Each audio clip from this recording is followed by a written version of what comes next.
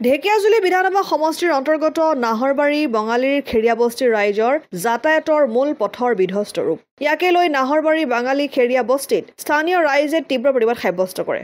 ঢেকিয়াজুলি সমষ্টিৰ অন্তৰ্গত নাহৰবাৰী বাঙালী খেৰিয়া বস্তিৰ ৰাইজৰ যাতায়াতৰ মূল পথ বিগত বহু বছৰৰ পৰা বিধ্বস্ত হৈ আছে। স্থানীয় ৰাইজৰ অভিযোগ অনুসৰি বাৰম্বাৰ স্থানীয় জনপ্ৰতিনিধিক দাবী জনোৱাৰ পিছতো উক্ত বিধ্বস্ত পথছোৱা আজিলৈকে নিৰ্মাণৰ সুব্যৱস্থা নহল। সেয়েহে পথ নিৰ্মাণৰ দাবীত ক্ষোভিত ৰাইজে তীব্ৰ প্ৰতিবাদ সাব্যস্ত কৰে। নাহৰবাৰী বঙালী গাঁৱৰ খেৰিয়া বস্তিৰ ৰাস্তাৰ কাৰণে প্ৰতিবাদ কৰি আছোঁ।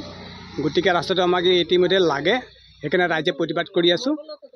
নিৰ্মাণৰ কাৰণে চৰকাৰ দাবী জনাইছোঁ বাৰ বাৰ। আজি যদি ৰাস্তাটো হৈ গ'লে আমাৰ ৰাইজকো ভাল লাগিব, সেইকাৰণে আমি ৰাইজে প্ৰতিবাদ কৰি আছোঁ। চৰকাৰে নিজৰটোহে পেটত ভৰাই আমাৰ ৰাস্তাবিলাক নাচায়তো। এতিয়া সৰু সৰু ল'ৰা ছোৱালীবিলাকে স্কুলত অহা যোৱা কৰে। এতিয়া বোকা পানী কিমান কষ্টত আহি সোমাব লগা হয়, অহা যোৱা কৰিব লগা হয়। সেইকাৰণে জুখি পেলাই পিডুলি আহি মানুহ আহি জোখ নাপ পৰি পেলাই লৈ গ'ল।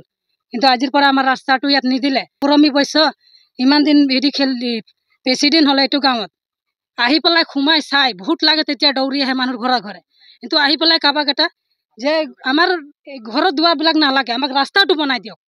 কিয় গোটেই গাঁৱটোৰ ভিতৰৰ ৰাস্তাটো চবৰে পকা হৈ গৈছে, আমাৰ এইটো ৰাস্তা কিয়ৰ কাৰণে পকা হোৱা নাই? হয় ছাৰ, এই প্ৰতিবাদ কৰা হৈছে যে আজি 2012 চনৰ পৰা চব বছৰে আহে, ইয়াতে গাড়ী ঘোঁৰা চলি আছে, বোকা পানী এনেকৈ। আজি আমি ৰাইজে ইমান কষ্ট বাৰিষাৰ সময়ত এনেকৈ থাকোঁ।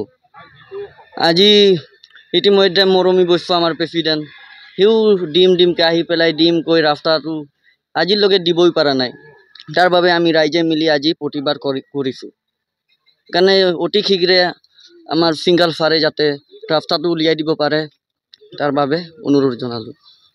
নাহৰবাৰী বঙালী গাঁও খেৰিয়া বস্তি ৰাস্তাখন আমাক অতি সোনকালে যাতে বিধায়ক মহোদয়ে মোকলাই দিয়ে। আমাৰ বহুত কণ শিশু আৰু বহুত আমাৰ ইয়াতে হয়তো কলেজত যোৱাও ষ্টুডেণ্ট আছে, বাগানো আছে, বহুত গাড়ী তেনেকৈ সোমাই যায়। আৰু আমি বাৰিষা হ'লে পূৰা আঁঠুলৈকে বোকা হয়। কাৰণে আমি মহোদয়ৰ ওচৰত যাতে আমাৰ এই ৰাস্তাটো অতি সোনকালে মোকলাই দিব বুলি আমি মহোদয়ৰ ওচৰত অনুৰোধ জনাইছোঁ।